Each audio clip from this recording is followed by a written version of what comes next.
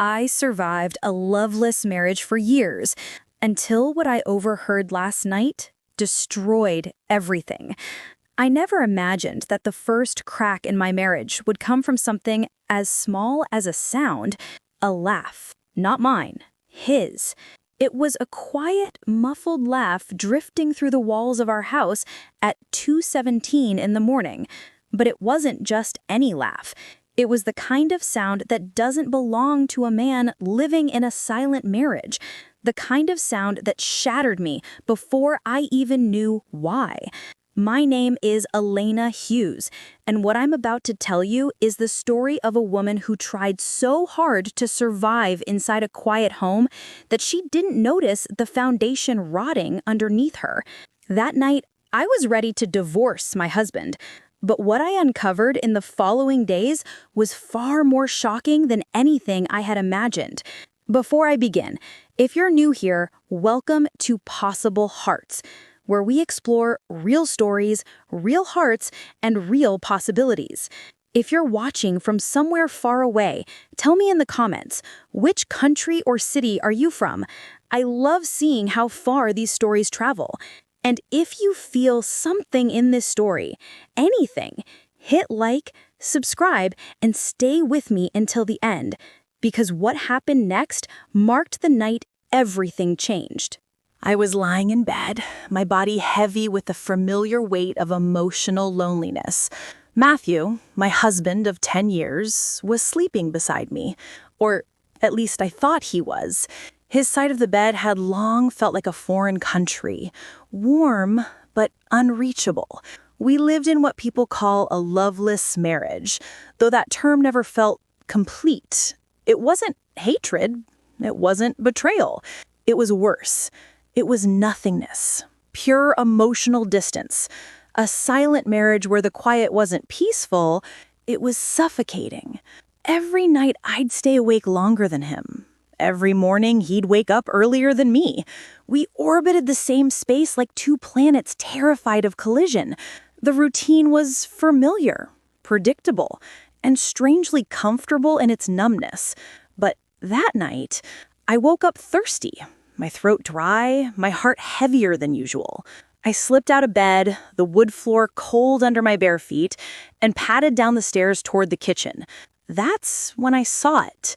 A thin, pale stripe of light stretching across the hallway carpet, coming from the sliding glass door that led to our backyard. It was almost eerie, that stray beam of illumination cutting through the dark.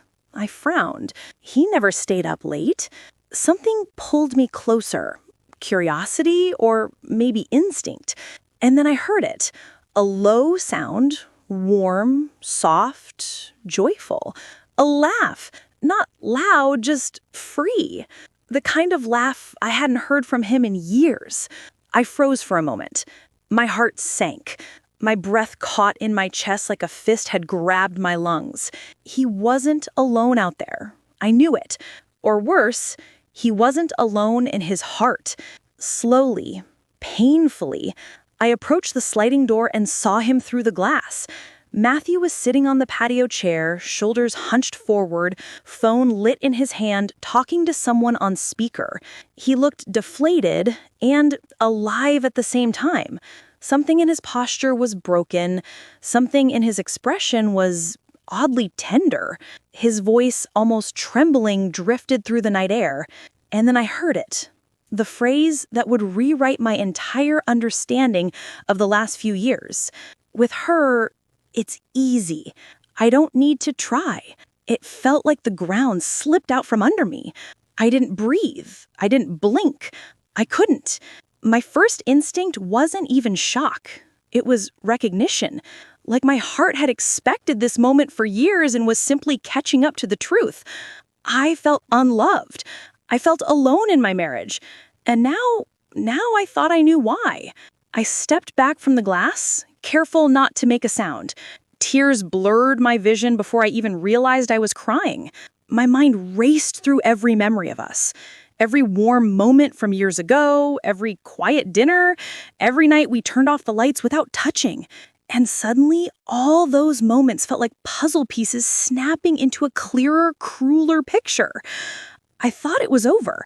I thought I had just discovered the heartbreaking truth behind our emotional disconnection. But I wasn't ready, not yet, to confront the storm. I walked back to our room like a ghost, drifting through our house, my chest hollow. I climbed into bed and stared at the ceiling, waiting for him to return, rehearsing the questions, the accusations, the collapse. He returned 20 minutes later. The mattress dipped beside me. He didn't touch me. He never did. But his sigh, his long, heavy sigh, it told me he was carrying something. Something big. Something hidden. And I realized then that the silence between us wasn't empty. It was full of everything unsaid, unread, undone. That night, I lay in the darkness thinking, what did he mean? Who is she? And why is everything suddenly unraveling? I didn't know it then, but what I overheard wasn't just the start of our marriage breakdown. It was the beginning of something far more unexpected, something that would destroy everything I thought I knew. Not about him, but about us. What I assumed that night would spiral into the darkest misunderstanding of my life, and the truth waiting at the end of it was nothing like I imagined. The morning after the overheard conversation felt wrong. Not dramatic wrong, not soap opera wrong. Just the kind of wrong that sits in your stomach like a stone and refuses to dissolve. I woke up before Matthew, which never happened. Normally, he was downstairs by 6, pouring coffee, scrolling through something on his phone, already halfway into another day of emotional distance. But this time, he was still beside me, sleeping on his side, facing away from me, his back a quiet barrier I'd grown too familiar with. Everything in me wanted to shake him awake and scream, "Who is she?" But instead, I stared at him. And I tried to convince myself that this wasn't the moment everything truly ended. Because the truth was, I wasn't ready to lose him. Not even after years of feeling invisible. Not even after hearing him say something that felt like betrayal. My emotional loneliness hadn't killed the part of me that still loved him. It had just numbed it enough to survive. When he finally stirred, I pretended to be asleep. I listened as he climbed quietly out of bed, as if trying not to wake a stranger. His feet padded softly down the hallway, each step echoing the emotional distance between us. I pushed the blankets away and sat up, my chest tight. The house felt different that morning, like the walls were holding their breath. In the kitchen, the sunlight crept through the blinds in thin, deliberate lines. Matthew stood at the counter, staring into his mug as if the coffee might deliver answers. He didn't look at me when I walked in, just said a soft, "Morning," without lifting his eyes. His voice cracked on the second syllable, barely noticeable, but after 10 years with a man who barely expressed anything, I noticed. I opened the fridge just to give my hands something to do. "Morning." The silence between us stretched like a tight elastic band. Every sound felt amplified. The click of the fridge door, the drip of the coffee machine, the rustle of his shirt as he shifted. And inside me, the suspicion I'd carried all night grew louder. But then something strange happened. He looked at me, not with annoyance, not with indifference, but with something that resembled fear or guilt or both. He asked, "You slept okay?" quietly. It was such an ordinary question, a nothing question, but the way he asked it, softly, almost hesitantly, made something twist inside me. "I guess," I forced a shrug. "You?" He tensed, just slightly. "Yeah, sure. Lie." I could hear it. I could feel it. I studied him, searching for the signs I'd ignored for years. His restless hands, his jittery energy, his distracted stare. And suddenly, they weren't vague marital issues anymore. They were clues, proof, evidence. He's hiding something. As I moved around the kitchen, I caught him watching me. Not affectionately, not lovingly, almost like he was evaluating me or trying to guess what I knew. And that, more than the overheard conversation, made my heart pound. Later that morning, while he showered, I paced the bedroom like a woman walking laps inside her own doubt. Everything he did felt suspicious now. His phone left face down, his half-typed messages, his sudden need for privacy, his nervous energy, his long, distracted exhales. I remembered him saying, "With her, it's easy." And the words replayed in my chest like a bruise being pressed again and again. Who talks like that to a friend, to a coworker, to anyone who isn't something more? For years, I had convinced myself that our emotional disconnection was just a phase, that our loveless marriage could somehow fix itself if I stayed patient enough, strong enough, quiet enough. But now every small detail felt like confirmation of the painful realization forming in my mind. He was giving someone else what he no longer gave me. And that made something in me start to shift. Slowly, quietly, dangerously. I wasn't going to fall apart. I wasn't going to beg. I wasn't going to confront him without certainty. No, I was going to observe. Because when you live in a silent marriage long enough, you become fluent in the language of quiet clues. That afternoon, something unexpected happened. I was in my studio, my tiny home office filled with sketches, unfinished projects, and the remnants of my freelance design world, when I noticed movement outside the window.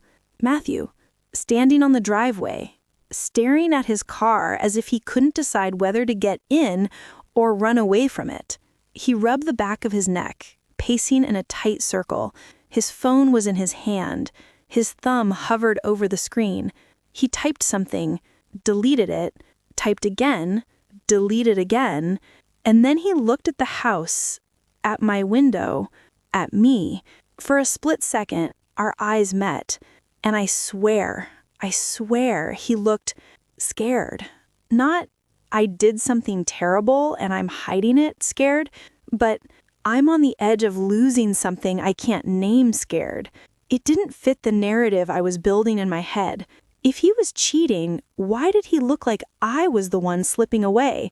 I stepped back instinctively, my breath catching. Everything changed in that moment, not because I had answers, but because the questions suddenly multiplied. That evening, he came home later than usual. No explanation, no real excuses, just quiet tension. We ate dinner at opposite ends of the table. The air felt heavy with everything we weren't saying. When I got up to wash the dishes, I heard him inhale sharply behind me, like he wanted to speak, but no words came out. He tried again, stopped again, and then he left the room. It shattered me in a strange, familiar way, that feeling of being so close to an honest conversation, yet watching him retreat from it. But here's the thing, this time, I didn't follow him. I let the silence speak for itself, and that silence terrified him. I could feel it. That night, he knocked on our bedroom door, something he hadn't done in years, and what he told me next was the first hint that the truth behind his secrecy was nothing like what I assumed. He knocked. That alone was enough to make my breath catch. Matthew hadn't knocked on a door inside our home in years. Not on the bathroom door, not on the guest room door, not on our bedroom door. We were married. And in our silent marriage, doors were simply walked through. Because who knocks on a door when they already stopped trying to enter your life? But that night, he knocked. 3 soft taps. Hesitant, almost polite, as if he wasn't my husband, as if he was afraid of interrupting a stranger. I was sitting on the edge of the bed, pretending to read a book I hadn't turned a page of in half an hour. The sound pulled me out of my spiral of thoughts. Something inside me tightened. My voice barely worked when I said, "Yeah?" The doorknob turned slowly. He stepped inside. His hair was still damp from the shower, a few strands sticking to his forehead. He wore a faded gray t-shirt, the one he usually saved for weekends. His hands were shoved into the pockets of his sweatpants, his shoulders rounded like he was trying to make himself smaller. "Hey," he said quietly. Not casual, not distant, not cold, just fragile. I didn't know where to look. His eyes, his hands, the floor. I settled for a point on his shirt, just above his heart. "Hey." He stayed by the door. awkwardly shifting his weight to one side, like he wasn't sure he was allowed to come closer. Something about that broke me a little. The man who once held me like his anchor now stood in the same room as if he were walking on thin ice. Did I interrupt? He nodded toward the book. No. I closed it gently. Not at all. He exhaled. A long breath, nervous, heavy. He rubbed his back of his neck, a gesture I only ever saw when he was anxious. Wanted to check in. I blinked. Check in? We hadn't checked in with each other in, 3 years? 4? Maybe more? Our marriage had become a series of safe topics and logistical updates. Grocery lists, work schedules, the occasional, "How was your day?" without listening for the answer. I wasn't prepared for check in. "I'm fine," I lied. He nodded slowly. His eyes flickered with something like disappointment, or maybe guilt. Hard to tell anymore. I waited for him to speak again, to explain the backyard, the soft laughter, the phrase that had broken me open. But he didn't. Instead, he said something so small, so unexpectedly vulnerable, that it threw me off balance. "You've seemed distant." My breath hitched. "Excuse me?" The irony punched me in the ribs. "I've seemed distant," I repeated, my voice sharper than intended. He flinched, not dramatically, just a small tightening of his jaw, like the words had grazed him. "I didn't mean it like that. I don't know, lately it feels like you're pulling away." I stared at him, my heart beating too fast. For years, I had been the one watching him withdraw. For years, I had been the one reaching across the silence. For years, I had felt invisible. And now he was saying that I was the one slipping away? I almost laughed, but the pain was too close to the surface. "Matthew, I haven't pulled away. I stopped chasing." His eyes widened, just a fraction, before he looked down at his feet.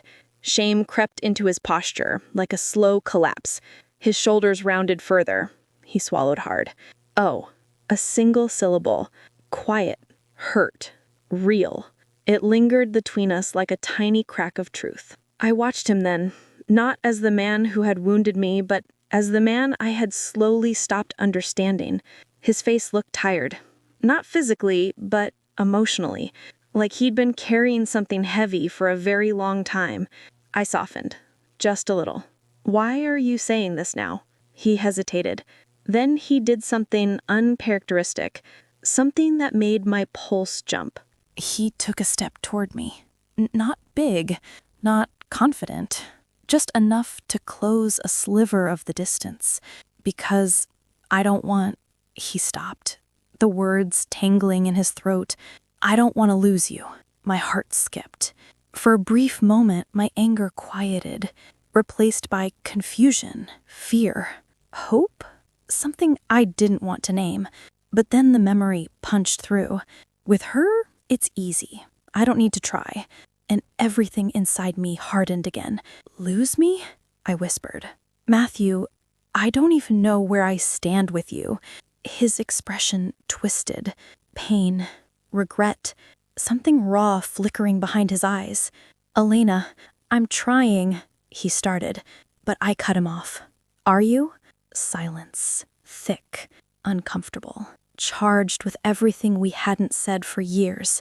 He opened his mouth, closed it, tried again. I don't always know how to show it, but yes, I am. I didn't believe him, or maybe I was afraid to.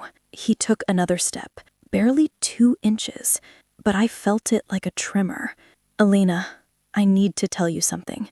My pulse spiked. This was it. The confession. The truth. The name of the woman whose existence had turned my stomach inside out. "I'm listening," I said, bracing myself.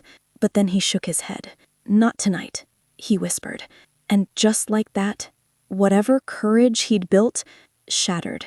He backed away, turned to leave, reached for the doorknob with trembling fingers, and before I could stop myself, before I could think, before I could breathe, I asked the question that had been poisoning me since the night before. "Matthew, is there someone else?" He froze. completely, like his entire body locked in place. My heart pounded so loudly I could barely hear the quiet hum of the bedside lamp.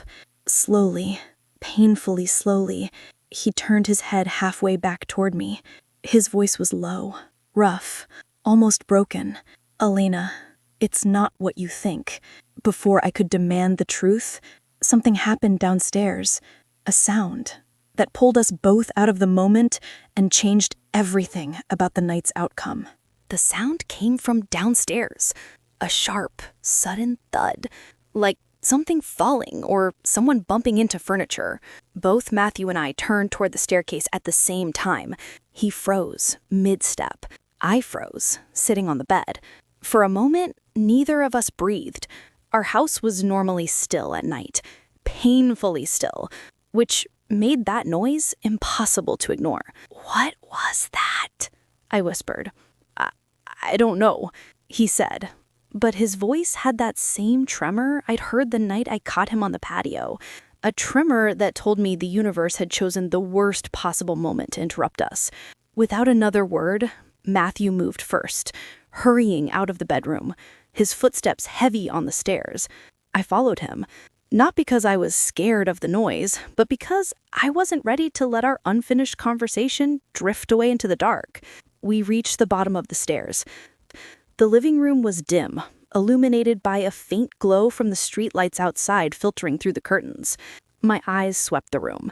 The framed photo of us on the top of the bookshelf, our wedding photo, the only one we still kept in the main part of the house, was lying face down on the floor. The glass wasn't broken. It didn't crack. It simply fell. Matthew exhaled in relief. It must have slipped, but something about it didn't feel accidental. The timing was too precise, too symbolic, almost cruel in how perfectly it mirrored the moment. He crouched down and picked up the frame. I watched his fingers brush across the glass, slowly, gently, the way he used to touch my face at night before the emotional distance between us became our unspoken agreement. He stared at the photo longer than he needed to, longer than he had in years. His jaw tightened. Something in him softened. I wanted to ask him what he saw in that picture. The man he used to be, the woman he used to love openly, or the truth he was still too afraid to tell me. Instead, I said quietly, "You were about to answer me." He paused, still kneeling on the floor, the photo frame in his hands. "Elena." His voice was tired, heavy. I didn't mean to avoid it, You froze. I folded my arms. When I asked if there was someone else, he looked up at me then, his eyes wide, wounded, and something else. Something I hadn't seen on his face in a long time. Fear. Not fear of being caught. Fear of losing something. "Elena," he said again, more urgently this time. "It's not what you think." I've heard that line before. People say it right before it turns into exactly what I think. He shut his eyes. Pain flashed across his features like a shadow. When he opened them again, he did something unexpected. He stood, walked to the couch, and sat down, with his elbows on his knees, hands clasped tightly between them. "Please," he said, barely above a murmur, "sit with me." It startled me, because that was our thing, years ago. We used to sit on the couch when talking about anything hard. We called it neutral ground. But we hadn't sat there together in years, not for anything meaningful. Still, I moved toward him slowly, cautiously. I kept a few inches of space between us when I sat down, enough distance to protect myself, to breathe. He noticed. His shoulders fell. "I deserve that," he murmured. I didn't answer. I waited. He ran both hands through his hair, exhaling deeply. "Look, I know how things must have sounded. I know what you must be thinking, but I swear to you, there's no other woman." The words floated in the air between us. And instead of relief, I felt a painful, confusing mix of emotions. I wanted to believe him. God, I wanted to. But the image of him laughing, soft, intimate, echoed through my mind. If there's no one else, then what is it? What are you hiding from me?" He leaned forward, elbows on his knees again, his hands covering his face. "I'm trying to tell you. I need you to hear it the right way. I need time to explain. Matthew, I've given you years." Not angrily, not loudly, just truthfully. He flinched. Silence pressed on us again. Thick, heavy, full. Then he said something that pierced straight through my anger. "I'm terrified of what you'll think of me when you know." My heart stuttered. Because that wasn't the confession of a cheating man. That was the confession of someone drowning. Still, I couldn't let myself get pulled into softness, not without answers. Before I could speak, he looked at me, really looked at me, with a depth I hadn't seen since before our marriage turned into routine and numbness. "Elena, I'm not avoiding you because of someone else. I'm avoiding you because of me." My breath caught. For a second, I felt something break inside me, like a quiet earthquake beneath the surface. "What does that mean?" I whispered. He swallowed, struggled, looked down at his hands. "It means knock, knock, knock." A sudden, unexpected knocking at the front door cut him off. We both snapped our heads toward it. 11:42 p.m. Who knocks on someone's door at that hour? Matthew immediately stood, tense, alert, "Stay here." But I didn't listen. I followed him to the entryway, my heartbeat pounding in my ears. He hesitated before opening the door. A beat, 2, 3. Then he pulled it open, and standing on our porch was the last person I ever expected to see. His coworker, the one he'd put on speaker the night before, the one he'd laughed with, the one I was now certain who knew far more about my husband's secrets than I did. When she said, "Matthew, we need to talk now," everything inside me shifted, and I realized the truth might be even darker and far more personal than betrayal. Her name was Claire Donovan. I knew that much. She worked with Matthew. Same department, same endless projects that pulled him into late nights and early mornings. I'd met her once, maybe twice. She was polite, friendly in the way people are when they don't want to overstep. I never sensed anything off about her. So why was she standing on our porch close to midnight, with worry etched into every line of her face? Her eyes flicked from Matthew to me, then back to him. She looked startled to see me there. "Matthew," she said again, her voice low but urgent, I didn't know you'd still be awake." "I wasn't," he said quickly. Too quickly. "We were just, talking." Something in his tone made my stomach turn. Claire shifted her weight, her face tight. She looked like someone carrying information she didn't want to deliver in front of an audience. But she also didn't seem to have a choice. "Can we talk outside?" she asked him. For a split second, Matthew hesitated. And that hesitation, that tiny, fragile pause, it hit me like a punch. I wrapped my arms around myself, a protective gesture, a familiar one. The house behind me felt suddenly too big, too dark, too quiet. Matthew finally said, "No. If you have something to say, just say it here." My heart thudded loudly in my chest. Claire exhaled shakily. "Okay, but this isn't how I wanted this to go." Matthew's jaw clenched.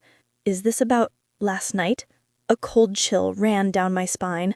Claire's eyes widened. "You told her?" "Told me what?" I stepped forward. "What exactly did he tell you?" Claire swallowed hard. She looked between us again, uneasy, conflicted. Matthew pinched the bridge of his nose. "She didn't hear everything." "Everything?" My pulse quickened. A storm of dread gathered under my ribcage. "I heard enough," I said quietly. "Enough to know he's been keeping things from me." Claire's expression softened with something that looked like pity. I hated it. "Elena," she said gently, "it's not what you're thinking." "Then what am I thinking?" My voice cracked. "Because from where I'm standing, nothing about this feels innocent." Matthew turned toward me, hands out slightly as if approaching a wounded animal. "Elena, please." But Claire lifted a hand, stopping him. "Let me," she said. "You're too close to it, and you've been avoiding this conversation for months." Months. That single word carved into me. This wasn't new. This wasn't recent. This wasn't accidental. Claire took a breath, steeling herself. Elena, Matthew's been struggling. I blinked. Struggling? With what? She hesitated. With what? With guilt? With another woman? With regrets? With panic, she said at last. Anxiety. Confidence issues.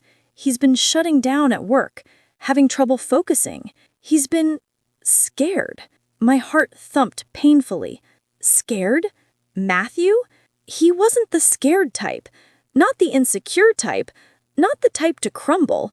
He was the stable one, the reliable one, the man who prided himself on being unshakable, even when everything else around him fell apart.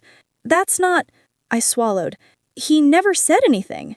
Because he didn't want you to worry, Claire continued, and because he didn't want you to see him as failing. Failing. The word tasted bitter. Matthew groaned under his breath like he wanted the ground to swallow him. Claire, please. No, Matt, she said firmly. You've been hiding this for too long. You asked for advice, you asked for help, but you never followed through. My head spun. Advice? Help? With what? Wait, I cut in. Advice about what? Matthew squeezed his eyes shut. Claire answered for him. About how to talk to you. Every muscle in my body went tense. Talk to me? Talk to me about what?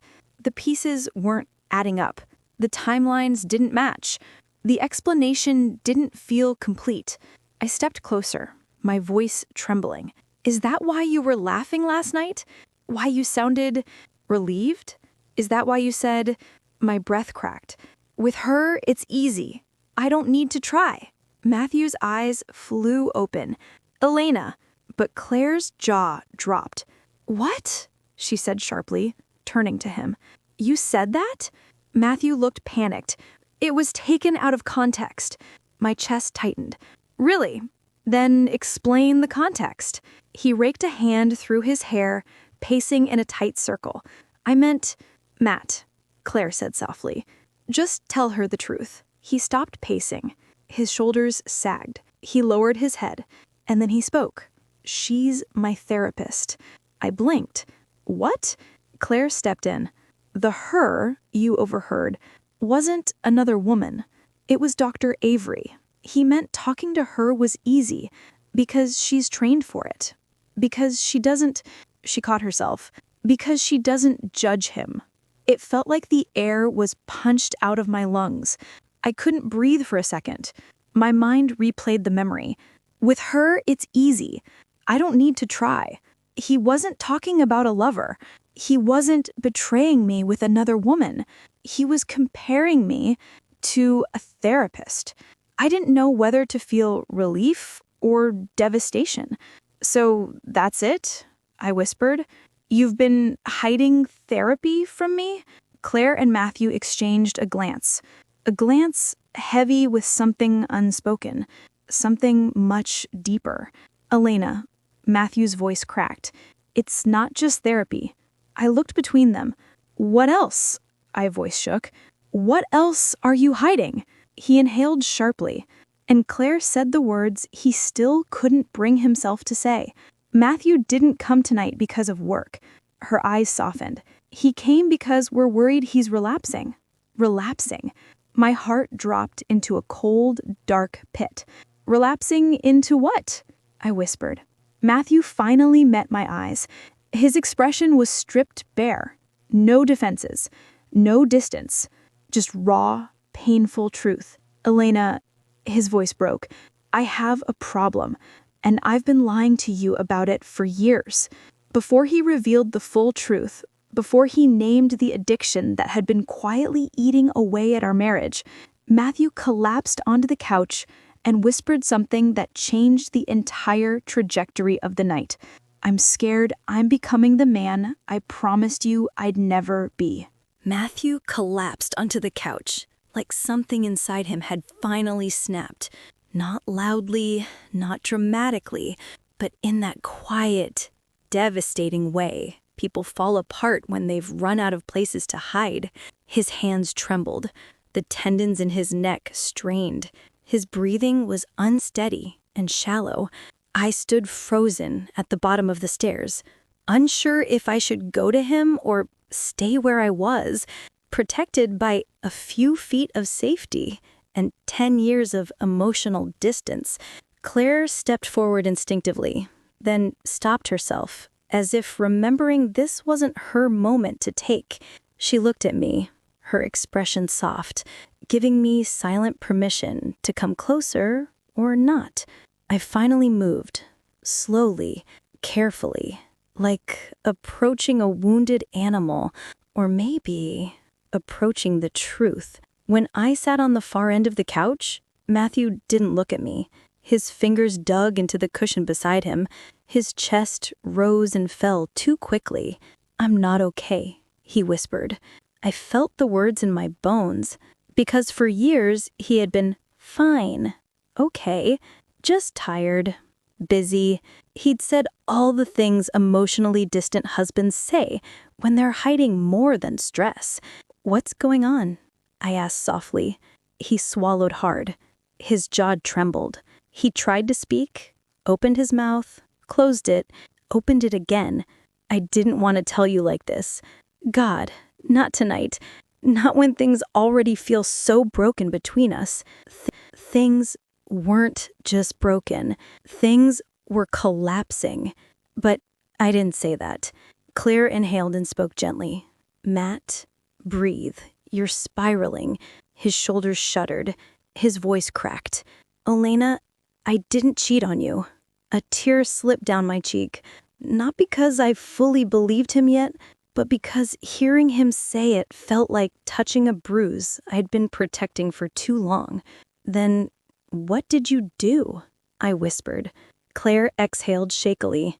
"Elena, he's been battling a compulsion, a dependency." My stomach tightened. "On what?" Matthew's eyes flicked up to mine, and for the first time in years, he didn't look distant. He didn't look numb. He didn't look cold. He looked terrified. He finally said, "Online gambling." The world went quiet. I didn't react first. My mind didn't know where to put the information. It wasn't the dramatic affair I'd imagined. It wasn't another woman. It wasn't betrayal of the romantic kind. It was betrayal of trust, of safety, of emotional intimacy, of honesty. "How long?" I asked. He shut his eyes. "Years." Years. The word echoed in the space between us, ringing like a bell inside my chest. Claire sat on the coffee table across from him, elbows on her knees, hands clasped. It started small. Sports bets, fantasy leagues, little things. And then it escalated. Matthew groaned. I was ashamed. I hated myself. I kept thinking I'd stop on my own, but every time I tried, I slipped. I tried to swallow the knot in my throat. "Why didn't you tell me?" He laughed softly, brokenly. "Because you're you. You're steady. You're hardworking. You're responsible. You're the one who plans ahead, the one who remembers things, the one who keeps us afloat."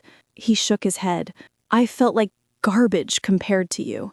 My breath stilled. He wasn't pushing me away because he didn't love me.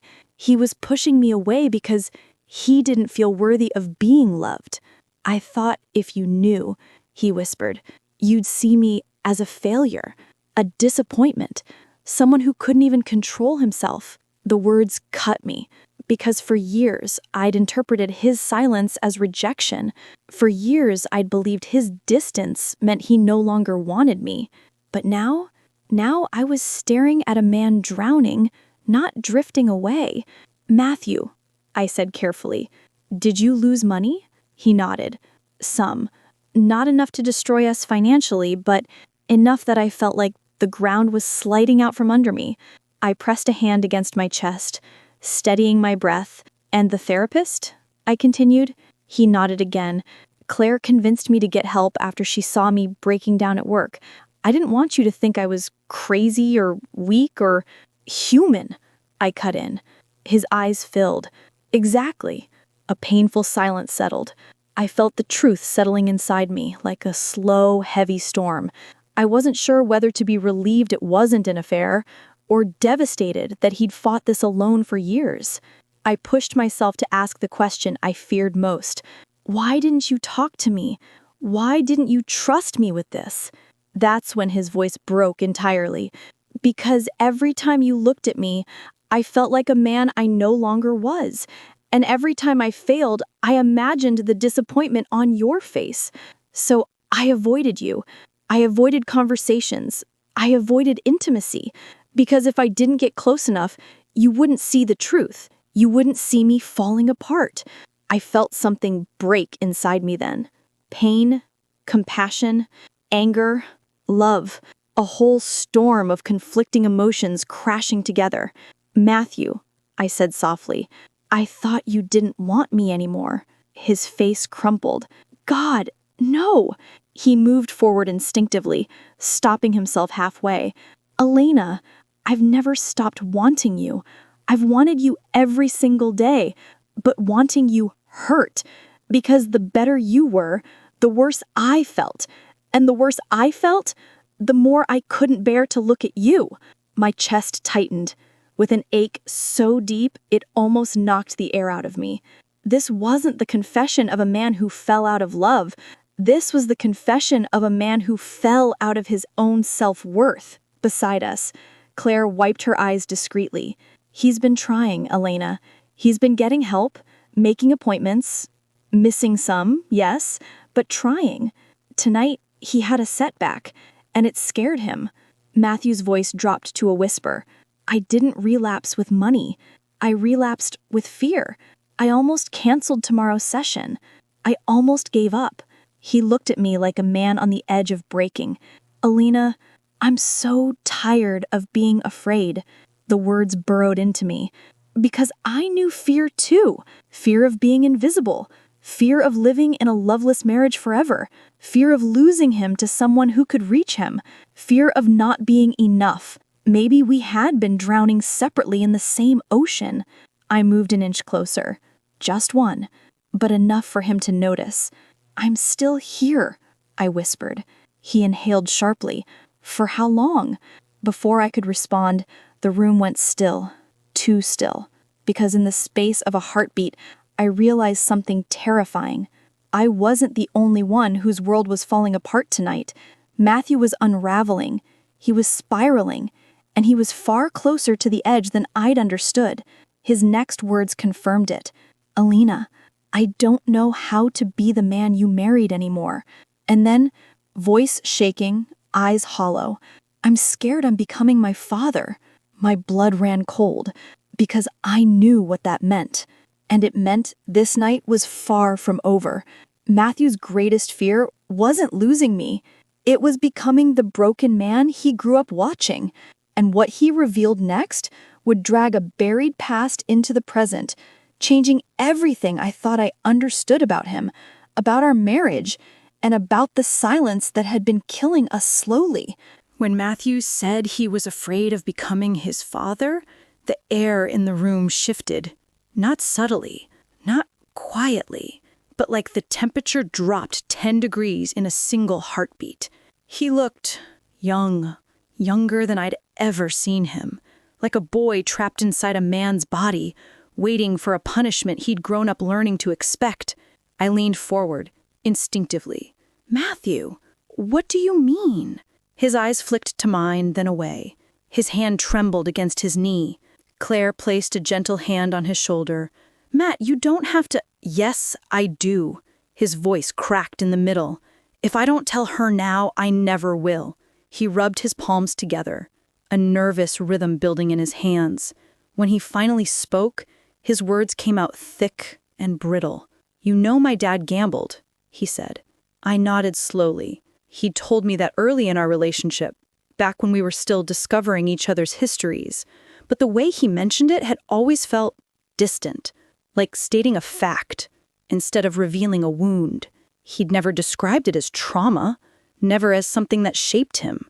Matt, I know he had Issues, but he didn't have issues.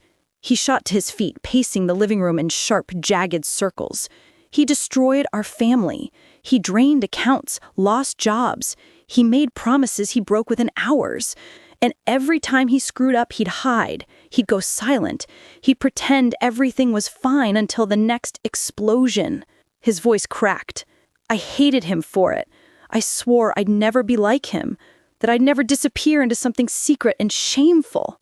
I watched him unravel, piece by painful piece. Claire gave me a small, sad look, as though confirming everything he said was true. Matthew kept pacing.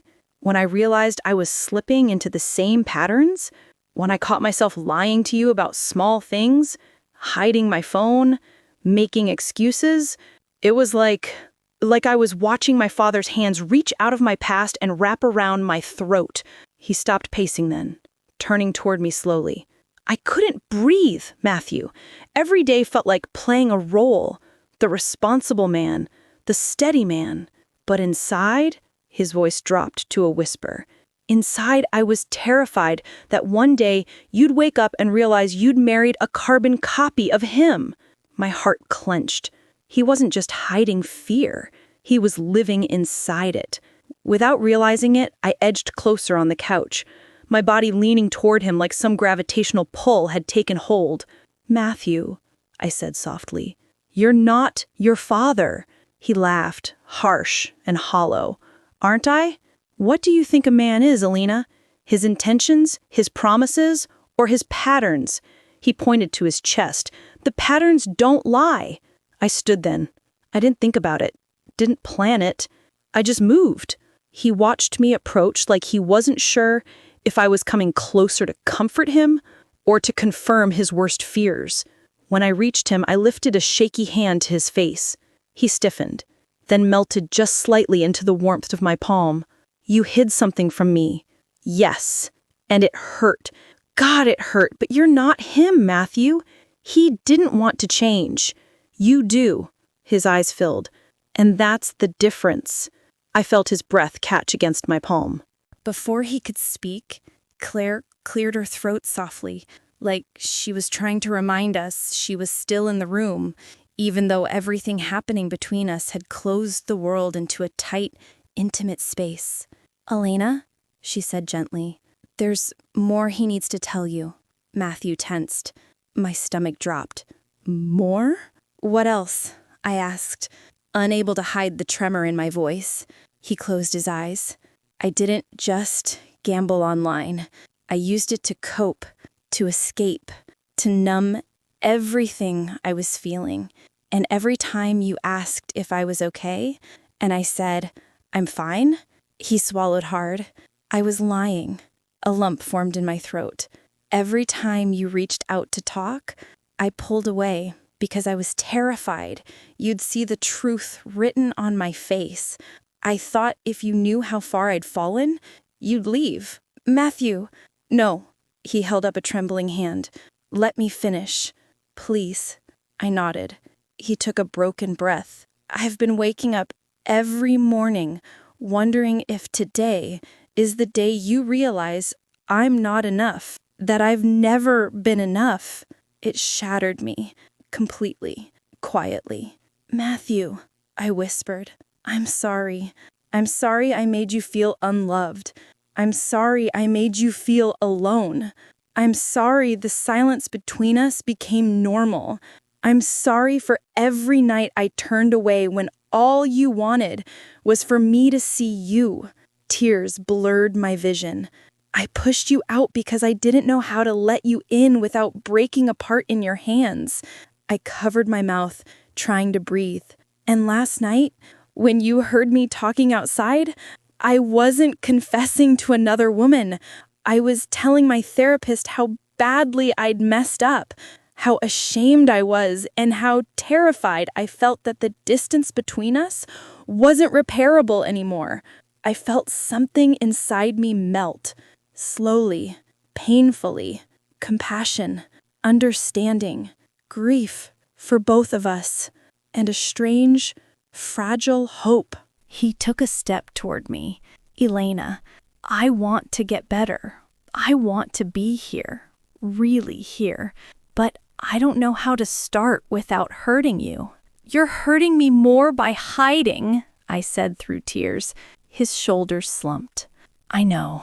An awful silence stretched between us, full of everything lost, wasted, unspoken. Then I said the words that shifted the entire night. Matthew, why didn't you come to me the first time you felt scared? His reply came out raw, broken, honest. Because I didn't think I deserved your help. My body shook with a quiet sob, and suddenly I understood something. All these years I thought he'd rejected me, but he'd been rejecting himself. Claire stood, placing a gentle hand on his arm. Matt, this is your turning point. Tell her what you told me earlier today. He closed his eyes again. Then, I don't want to lose you, but I don't want you to stay in a marriage where you feel invisible either. So tonight, I'll accept whatever you choose. My breath froze. He wasn't threatening me. He wasn't pushing me away. He wasn't even holding on. He was surrendering the marriage, surrendering control, surrendering the illusion that silence could protect us. It struck me all at once. This was the marriage turning point I'd been waiting for, dreading, needing. And before I could gather my thoughts, before I could decide what choice I was ready to make, Matthew looked me straight in the eyes, and he asked the one question that would determine everything that came next. Elena, do you still love me? I opened my mouth to answer, but the truth that rose inside me wasn't simple, clean, or easy. It was something far more dangerous and far more honest. When Matthew asked, "Do you still love me?" it was like the entire room held its breath. My own heart did too, not because the answer wasn't there, but because the answer wasn't simple. Love wasn't the question. Fear was. Pain was. The years of emotional distance, of feeling invisible, of believing I lived in a loveless marriage, those were the things tangled around my voice. I stepped closer to him, slowly, like my body needed a moment to catch up with my heart. "Matthew," I whispered, "I never stopped loving you. Not once. Not even when it hurt." He inhaled sharply, as if he'd been underwater for years and finally broke the surface. But I continued gently, "Love alone wasn't enough. Not with the silence between us. Not with the secrets. Not with the way we both let fear take the place of communication." He lowered his head. "I know. I thought you didn't want me anymore. I thought you were done with us. And that feeling, it shattered me more than I can explain." He looked up then, eyes red, voice trembling. "Elena, I was never done with us. I was done with myself." Something softened inside me. This was the emotional vulnerability I had missed for years. This was the version of him I thought had vanished forever. And this moment felt like the start of emotional healing neither of us saw coming. I took his hands in mine, feeling the tremor beneath his skin. "Matthew, I'm not giving up. Not tonight. Not now. Not after finally understanding what's been breaking us." He bit his lip, fighting tears. "So what do we do?" I said, "We stop pretending. No more hiding. No more guessing. No more building walls between us." My voice wavered. "We rebuild. Slowly, carefully, honestly." His shoulders shook. "I want that. God, I want that." Claire, who'd been quietly giving us space, exhaled with visible relief. "You two have more foundation than most couples I see. You just need to actually stand on it." Matthew gave her a shaky nod. "Thank you for everything." She touched his arm in a supportive, strictly friendly gesture. "Your session tomorrow? Don't cancel it. He said, "I won't," with conviction. And Elena, Claire looked at me softly, "He's been trying. Imperfectly, inconsistently, but trying. Tonight could be a turning point, if you let it be." I nodded. "It will be." She gave us both a small, warm smile, then headed for the door. "I'll check in tomorrow. But tonight, talk. Really talk." When she left and the door clicked shut, the quiet in the house felt different. Less heavy, less suffocating, more like potential. Matthew sank onto the couch, exhausted. I sat beside him, closer this time, close enough for our shoulders to touch. He looked at me with hollow vulnerability. "I'm so sorry, Elena." "I know. And I'm sorry too." He blinked. "For what?" "For assuming the worst. For filling in the silence with the darkest version of you. For not asking sooner. For not pushing harder. For giving up inside my own head." He shook his head. "You had every reason to feel what you felt. I shut you out. And I let myself stay shut out." I whispered. We were quiet for a moment, our breaths sinking in a way they hadn't in years. He asked softly, "What now?" I took a deep breath. "Now, we rebuild trust, not with big gestures, but with the small things we stopped giving each other." He watched me, waiting, like sitting together at night, like saying what we actually feel instead of the safe version, like not assuming the worst, like choosing to reach out instead of retreat. He nodded slowly. "And therapy?" "Therapy," I said without hesitation. "For you. And later, maybe for both of us." His lip quivered. "I want that." I reached up and touched his cheek, not romantically, not passionately, but gently, tenderly, like touching something fragile and real. He leaned into the contact, eyes closing as if memorizing the feeling. "Elena," he whispered, "I don't expect forgiveness tonight. I'm not giving forgiveness.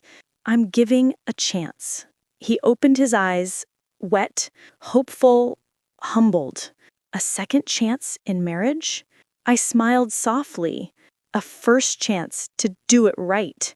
He exhaled shakily, relief washing through him. And for the first time in years, the warmth between us didn't feel forced or nostalgic. It felt alive. We sat together for a long time, talking quietly about fears, about patterns, about the versions of ourselves we'd hidden, about the emotional disconnection that almost cost us everything. And somewhere in the middle of it all, we stopped being strangers. Hours passed. The sky outside softened toward dawn. And as I leaned my head on his shoulder, hesitant, then sure, I felt something inside me shift. Not the dramatic fall of being in love, not the nostalgia of old love returning. Something new, something fragile, something imperfect, something real. I whispered, "I thought it was over." He kissed the top of my head, tentative, gentle. "Me too." "And now?" I murmured. He squeezed my hand, a promise, without words. "Now, we're finally awake." Later, as I stood by the window watching the first light wash over our quiet street, I allowed myself to breathe fully for the first time in years. I turned to him. I survived a loveless marriage, but not because there wasn't love, because we were both too scared to be seen. He stepped behind me, arms hesitantly slipping around my waist as if relearning the shape of us. He whispered, "And now?" I let my hand rest on his. Now, the silence is gone, and something new is growing in its place. He buried his face into my shoulder, and I felt him tremble, not from fear this time, but from release. For the first time in years, the love felt like it came home. Thank you for staying with me through this journey. If this story touched you, please give the video a like. It helps our channel reach more hearts that need stories like this. And don't forget to subscribe to Possible Hearts for more emotional storytelling, stories of love, loss, healing, and the unexpected turns that make us human. Tell me in the comments, have you ever experienced emotional distance in a relationship? I'd love to hear your stories, your reflections, your victories. Thank you for being here. See you in the next chapter of Possible Hearts.